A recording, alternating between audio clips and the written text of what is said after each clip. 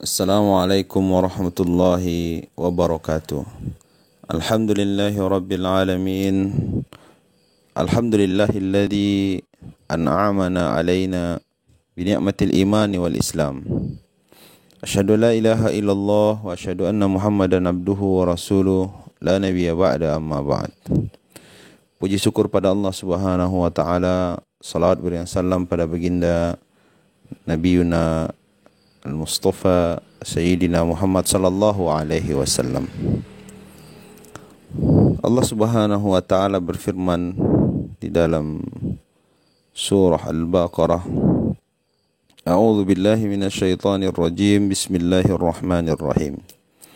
وَلَنَبْلُوَنَّكُمْ بِشَيْءٍ مِّنَ الْخَوْفِ وَالْجُوعِ وَنَقْصٍ مِّنَ الْأَمْوَالِ وَالْأَنفُسِ وَالثَّمَرَاتِ wabasyiris sabirin.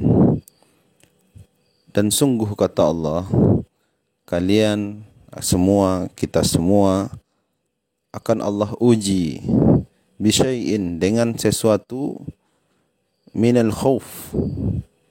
Pertama bisa jadi dengan rasa takut, atau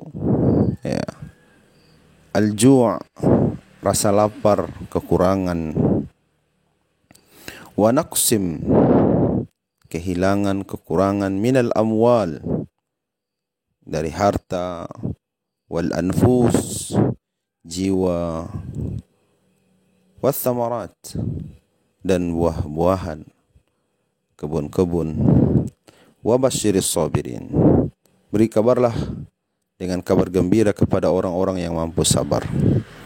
Pada ayat ini Allah Subhanahu wa taala memastikan kepada kita bahwa setiap kita akan Allah uji dengan ujian, dan itu tidak ada yang bisa lari dari ujian itu.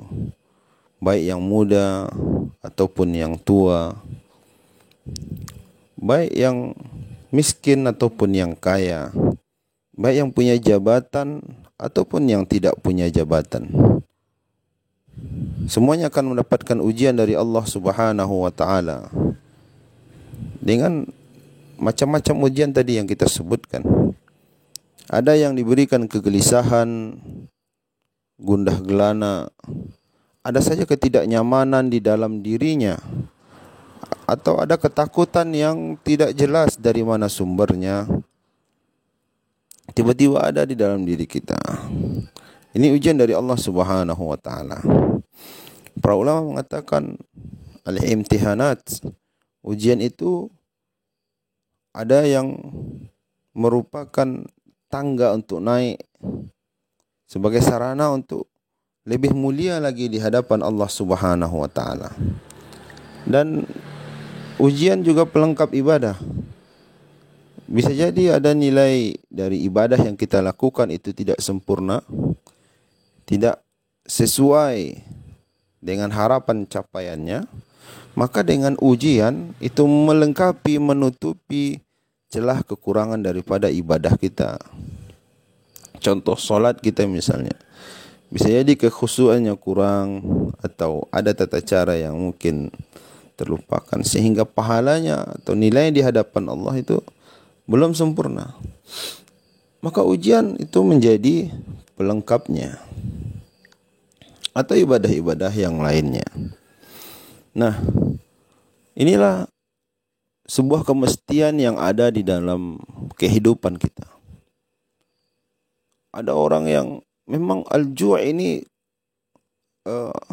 lebih banyak ia dapatkan. Dia lebih sering merasakan lapar daripada kenyang. Ini kan kalau kita terjemahkan dalam kehidupan keseharian, ini orang yang tidak memiliki makanan, persediaan makanan yang cukup gitu. Jadi jangankan harta, persediaan makanan saja tidak cukup. Lebih sering merasa lapar daripada kenyang. Itu juga ujian dari Allah Subhanahu wa taala. Atau orang yang tadinya biasa kenyang, Allah beri ujian dengan Allah buat dia kekurangan makanan. Ya, ini kan juga ujian. Wa naqsim, dan Allah beri kita ujian dengan kehilangan atau diambil dari jiwa, harta, kebun, peliharaan kita yang pernah ada sama kita, yang pernah Allah titipkan buat kita, itu diambil oleh Allah Subhanahu wa taala. Siapapun, baik yang masih muda ataupun yang sudah tua, baik dia seorang pejabat, Allah akan berikan ujian ini. Allah akan ambil darinya apapun yang membuat dia merasa teruji. Nah, ini semua tidak mungkin kita hadapi kecuali dengan satu hal saja. Ulama dan di banyak kitab kita baca, dari guru-guru kita dapatkan juga, tidak ada jalan lain kecuali hanya dengan as-sabr. As-sabr itu bersabar. Kita nggak punya pilihan, karena kita tidak bisa mengatur rezeki itu, dan kemampuan pengetahuan kita yang juga terbatas, gitu kan. Kemampuan pengetahuan kita yang terbatas dan sangat terbatas. Kita tidak tahu kapan ya, kita akan mendapatkan ujian itu, kita tidak tahu. Dan betul-betul kita dhaif. Bagaimana kita bisa mengatur, kita kan bisa menghadapi ujian ini dengan baik atau tidak? Kita hanya bisa bermohon kepada Allah Subhanahu wa taala dengan cara as-sabr, bersabar. Kita tidak punya pilihan lain. Allah juga katakan di ayat sebelumnya, wasta'inu bis-sabri was-salah. Ya ayyuhalladzina amanu ista'inu bis-sabri was-salah. Wahai orang-orang beriman, kamu jadikanlah sabar, ya, sabar itu dan salat itu sebagai sarana yang menolongmu. Jadi yang kamu menolong kita adalah as-sabru was-salah. Alat yang paling bisa menolong kita adalah sabar dan salat. Maka Allah katakan, kabar gembira yang mampu sabar menghadapinya. Emang berat. Jamaah rahimakumullah, sangat berat ujian ini.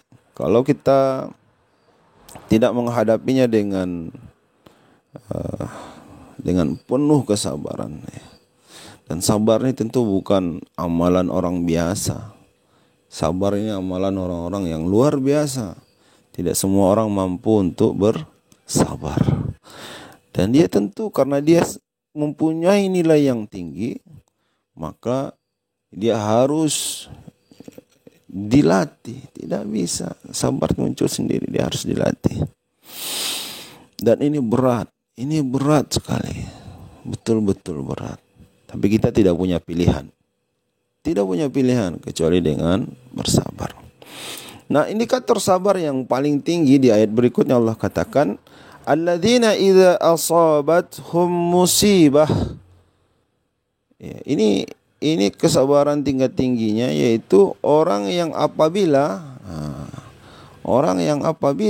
Allah beri kepadanya musibah, cobaan itu, ya, qalu inna lillahi wa inna ilaihi raji'un.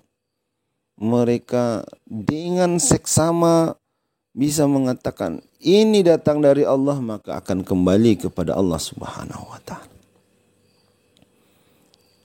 Itu tentu sabar yang tinggi sekali di hadapan Allah Subhanahu wa taala. Mampu dia mengembalikan semuanya kepada Allah Subhanahu. Allah yang mengaturnya, Allah yang mengelolanya, Allah yang telah titipkan kepada kita, baik dari harta kita, pangkat, jabatan, sosial, orang-orang yang kita kasihi, orang-orang yang kita sayangi, yang ada dekat kita, itu dari Allah Subhanahu wa taala dan akan kembali kepada Allah Subhanahu wa taala.